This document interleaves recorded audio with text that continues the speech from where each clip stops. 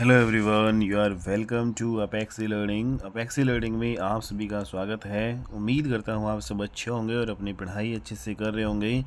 तो आज की क्लास में हम एक इम्पोर्टेंट ज्योग्राफी का टॉपिक करने वाले हैं और आज का जो टॉपिक हमारा रहेगा विश्व की नहरों के बारे में। ठीक है, तो ये आपका ल्यूजन जीके कि आपके जो है एमसीक्यू क्वेश्चंस वाली जो सीरीज़ चल रही है, तो डेली आपकी जो ये सीरीज़ आया करेगी और इस रिलेटेड जो है हम सारे क्वेश्चंस करेंगे। तो सबसे पहले जो विश्व का जो नहरें हैं, इसमें पहला जो क्वेश्चन आपका बनता है कि जो पनामा नहर है वो किन दो महासागरों को जोड़ती है। तो यहाँ पे इम्पोर्टेंट आपके ऑप्शंस हैं कि भाई भूमध्य सागर, लाल सागर को, प्रशांत महासागर या अटलांटिक महासागर को, अरब सागर या हिंद महासागर को, या फिर भूमध्य सागर या अटलांटिक महासागर को।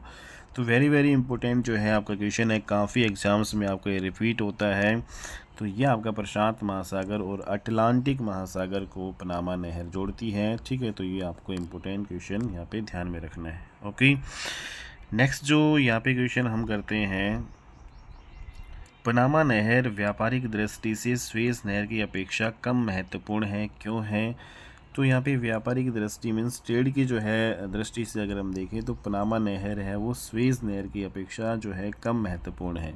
क्यों है? क्योंकि पनामा नहर लंबाई में छोटी है, पनामा नहर समतल भूमि पर नहीं है, या फिर घने आबाद देशों का व्यापार पनामा नहर के द्वारा नहीं होता है, या फिर पनामा नहर में जल पास बने हुए हैं। तो यहाँ पे जो है व्यापारिक दृष्टि से जो है कम महत्वपूर्ण है पनामा नहर स्वेज नहर से, क्योंकि जो यहाँ पे जो इसमें क्या है, जो घने आबाद देशों का जो व्यापार है पनामा नहर के द्वारा नहीं होता है। ठीक है, तो जिनकी जो आबादी जो घनी है, ठीक है, तो उनके साथ आपका पनामा नहर का जो ये ट्रेड नहीं होता है। हालांकि जो इसमें जो बाकी ऑप्शंस दिए गए हैं कि पनामा नहर की जो लंबाई छोटी है, तो छोटी नहीं है, काफ़ी बड़ी है। ठीक है, तो पनामा नहर समतल भूमि पर है, तो ये समतल भूमि पर भी है। और जो पनामा नहर है उसमें जल पास लॉक्स पाए जाते हैं, तो बिल्कुल सही बात है ये भी। हालांकि जो इस क्वेश्चन के अकॉर्डिंग आपका आंसर नंबर जो है सी है। ठीक है, तो पनामा नहर है उसमें क्या पाए जाते हैं, लॉक्स पाए जाते हैं। ये इंपॉर्टेंट पॉइंट आपको ध्यान में रखना है। नेक्स्ट जो इंपॉर्टेंट क्वेश्चन आपका आता है, पनामा नहर के संदर्भ में निम्नलिखित में से कौन सा कथन सही नहीं है? तो ये आपको बताना है। तो यह मार्ग पहले एक डेल्टा के रूप में था, तो यही जो है आपका गलत है। पनामा जो नहर है इसमें कौन सा सही नहीं है? तो जो पनामा नहर जो मार्ग है वो पहले एक डेल्टा के रूप में था, तो ऐसा नहीं है। बाकी जो सारी चीज़ें इसमें सही है। संसार का 25% जो ट्रेड है वो इस नहर के द्वारा जो है किया जाता है, पनामा नहर के द्वारा। और ये अटलांटिक महासागर और प्रशांत महासागर को जो है जोड़ती है। ठीक है, पनामा नहर। दूसरा, इसमें इस जो मार्ग की जो लंबाई है वो 64.8 किलोमीटर आपकी रहने वाली है। ठीक है, तो 64.8 किलोमीटर इस नहर की लंबाई है कुल मिला के। नेक्स्ट क्वेश्चन करते हैं हम अपना, पनामा नहर के उत्तरी सिरे पर कौन सा पतन आपका स्थित है, ये आपको बताना है। तो इसमें पनामा, कोलोन, गाटून या मीरा कलोरेस, तो इसमें कौन सा आएगा? तो इसमें जो आपका उत्तरी पतन है उसमें उस पर कौन सा जो आपका पतन स्थित है, पनामा नहर के उत्तरी सिरे पर जो आपका है कोलोन पड़ता है, जबकि दक्षिणी सिरे पे आपका कौन सा पड़ता है, पनामा ही पड़ता है। नेक्स्ट यहाँ पे क्वेश्चन करते हैं कि जो पनामा नहर के दक्षिणी सिरे पर कौन सा जो है पतन स्थित है। तो दक्षिणी सिरे पे पनामा है और उत्तरी सिरे पे आपका कौन सा पड़ता है, कोलोन पड़ता है। ठीक है, तो ये आपको ध्यान में रखना है। नेक्स्ट जो क्वेश्चन हम करते हैं अपना, विश्व की सबसे बड़ी जो है झांझरानी नहर आपकी कौन सी है, ये आप बताइए। तो काफ़ी एग्जाम्स में आपकी ये रिपीट हो चुकी है। ठीक है, तो इसमें स्वेज नहर आएगा, पनामा नहर आएगा, कील नहर या सू नहर। तो विश्व की सबसे बड़ी झांझरानी कहा जाता है स्वेज नहर को। ठीक है, तो इम्पोर्टेंट है। नेक्स्ट यहाँ पे करते हैं, स्वेज नहर है वो किस जो है किस सागर को जोड़ती है, ये इम्पोर्टेंट क्वेश्चन है और वेरी वेरी इंपॉर्टेंट, काफ़ी एग्जाम में आया हुआ है। आरआरबी 2004, एसएससी जो है 2012 में, और भी बहुत सारे एग्ज़ाम हैं जिनमें रिपीटेड जो है क्वेश्चन। तो जो भी आपके मोस्ट इंपॉर्टेंट क्वेश्चंस बनते हैं यहाँ पे हम एमसीक्यू माध्यम से करवाएंगे, ताकि आप जो है जब भी आपका एग्ज़ाम हो तो कम टाइम में आप इन जो एमसीक्यू क्वेश्चंस को यहाँ पे रिवीजन करके आप मतलब कर सकते हैं अपनी प्रिपरेशन को बूस्टअप। तो यहाँ पे जो स्वेज नहर है वो किसको जोड़ती है, ये हमें बताना है। तो स्वेज नहर आपकी किसको जोड़ती है, ये आपकी भूमध्य सागर और लाल सागर को जोड़ती है। ठीक है, तो इम्पोर्टेंट क्वेश्चन है। अगला जो है हमारा क्वेश्चन है, स्वेज नहर के उत्तरी सिरे पर कौन सा पतन है और इसके दक्षिणी सिरे पर जो है कौन सा जो आपका ये पतन है, ये आपको बताना है। तो इसके जो उत्तरी सिरे पर जो पतन है उसका नाम है पोर्ट सईद। तो स्वेज नहर के उत्तरी सिरे पर पोर्ट सईद है, जबकि जो स्वेज नहर के दक्षिणी जो है सिरे पर जो है स्वेज आपका पतन है। ये आपको इम्पोर्टेंट पॉइंट ध्यान में रखना है।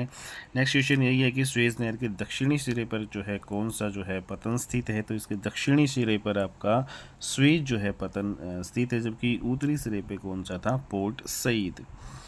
अगला यहाँ पे हमारा क्वेश्चन है, स्वेज नहर में झालों का पूर्णतः अभाव क्यों पाया जाता है। तो इसमें आपको ये बताना है, तो झालों के कारण जलयान का प्रभाव प्रभावित होता है। स्वेज नहर के उपयोग के लिए कोई शुल्क नहीं लिया जाता, या फिर नहर के दोनों किनारों एवं समुद्र तल के जल स्तर में समानता पाई जाती है, या फिर डी है, स्वेज नहर विश्व के सभी देशों के जल यानों को आवागमन की सुविधा प्रदान करती है। तो स्वेज नहर उसमें झालों का पूर्णतः अभाव पाया जाता है। क्यों पाया जाता है, तो इसमें आपका आंसर जो है ये डी हो जाएगा, सी हो जाएगा, सॉरी यहाँ पे। तो नहर के जो दोनों किनारे हैं और समुद्र तल के जो जल स्तर में क्या पाई जाती है, समानता पाई जाती है, इसलिए जो स्वेज नहर में झालों का जो पूर्णतः अभाव पाया जाता है। ठीक है, नेक्स्ट जो यहाँ पे इम्पोर्टेंट क्वेश्चन करते हैं, स्वेज नहर का निर्माण कब आपका हुआ था। तो इम्पोर्टेंट क्वेश्चन है, काफ़ी एग्जाम्स में रिपीटेड क्वेश्चन है। तो इसका निर्माण जो है स्वेज नहर का हुआ था 1854 में, और स्वेज नहर जो आपकी बनकर जो है तैयार कब हो गई थी, 1879 ईस्वी में। ठीक है, तो इसका निर्माण जो है प्रारंभ हुआ था 1854 में। अगला क्वेश्चन आपका यही है कि स्वेज नहर जो है कब बनकर तैयार हो गई थी। तो ये आपकी 1869 में आपकी बनकर तैयार हो गई थी। ठीक है, तो ऑप्शन नंबर बी यहाँ पे हो जाएगा राइट। नेक्स्ट जो है यहाँ पे क्वेश्चन करते हैं, स्वेज नहर है उसकी लंबाई कितनी है, इसकी लेंथ टोटल कितनी है। तो स्वेज नहर की जो लेंथ है टोटल आपका 168 जो है किलोमीटर आपकी पड़ती है। ठीक है, नेक्स्ट इम्पोर्टेंट जो है यहाँ पे क्वेश्चन करते हैं, सू नहर जो है निम्नलिखित में से किसको जोड़ती है। तो आपकी सू नहर किसको जोड़ती है भाई, सू नहर जोड़ती है सुपीरियर और जो है ह्यूरन जो है, इन दोनों को जोड़ती है। ठीक है, तो सू नहर किसको जोड़ती है, सुपीरियर और ह्यूरन से जो है आपकी जोड़ी होती है। ओके, नेक्स्ट यहाँ पे इम्पोर्टेंट क्वेश्चन हम करते हैं, कील नहर जो है वो किसको जोड़ती है। तो वेरी वेरी इम्पोर्टेंट क्वेश्चन है आपका ये, कील नहर। ठीक है, तो कील नहर जो है किसको जोड़ती है। तो हालांकि जो कील नहर है वो कौन से देश में है, तो जर्मनी में आपकी ये पड़ती है कील नहर। ठीक है, ये इंपॉर्टेंट पॉइंट आपको ध्यान में रखना है। तो किसको जोड़ती है, ये उत्तरी सागर और बाल्टिक सागर को जोड़ती है। कील नहर किसको जोड़ती है, उत्तरी सागर और बाल्टिक सागर। और कौन से जो देश में आपकी है कील नहर, जर्मनी देश में आपकी पड़ती है। अगला क्वेश्चन हम करते हैं यहाँ पे, कौन सी नहर बाल्टिक सागर को उत्तरी सागर से जोड़ती है। तो ये अभी अभी हमने किया है कि जो बाल्टिक सागर और उत्तरी सागर को जो है कील नहर आपकी जोड़ती है। 2005 आरआरबी में क्वेश्चन पूछा गया था। अगला क्वेश्चन हमारा है कि क्रा जो नहर है, तो क्रा नहर किस देश में स्थित है। तो वेरी वेरी इंपॉर्टेंट क्वेश्चन है ये। तो थाईलैंड देश में आपका क्या है, क्रा नहर स्थित है थाईलैंड देश में। ओके, अगला क्वेश्चन हम करते हैं, पनामा जल डमरू मध्य के आर पार नहर खोदने का विचार किसने रखा था। तो जो पनामा जल डमरू मध्य है उसके जो आर पार नहर खोदने का विचार जो है वो किसने दिया था। टोल्मी ने, स्ट्रैबो ने, या फिर रेडजेल ने, या फिर हमबोल्ट ने। तो इसमें आप बताओ किसने दिया था। तो हमबोल्ट ने जो है दिया था पनामा जल डमरू मध्य के आर पार नहर खोदने का विचार। अगला क्वेश्चन यहाँ पे है, कौन सा जो है कथन इसमें से सही नहीं है। तो ये हमें बताना है। तो पहला जो है कील नहर जर्मनी में है, तो बिल्कुल सही बात है। और ये उत्तरी सागर बाल्टिक सागर को जोड़ती है, तो बिल्कुल सही बात है। दूसरा जो स्वेज नहर है मिस्र में है, तो बिल्कुल सही बात है। क्या ये स्वेज नहर लाल सागर भूमध्य सागर को जोड़ती है। तो बिल्कुल राइट आपका ऑप्शन है।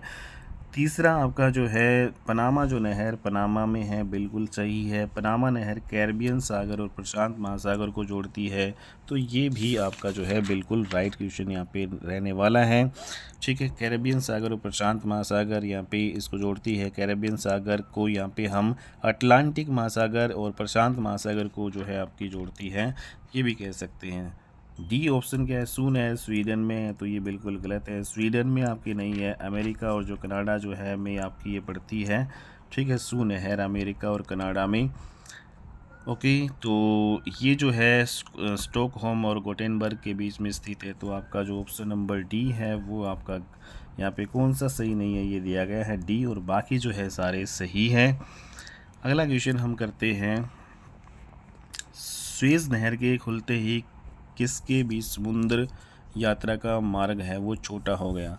तो ये आपको बताना है। तो स्वेज नहर के खुलते ही किसके बीच समुद्री यात्रा का जो मार्ग है वो छोटा हो गया है। तो स्वेज नहर जैसे ही खुली तो हमारे जो है भारत में जो है चेन्नई और लंदन के जो बीच में ये जो मार्ग है वो आपका छोटा हो गया है। ओके, आरआरबी 2003 में पूछा गया क्वेश्चन है। अगला क्वेश्चन है, पनामा नहर स्वेज नहर से किस प्रकार से भिन्न और क्यों है।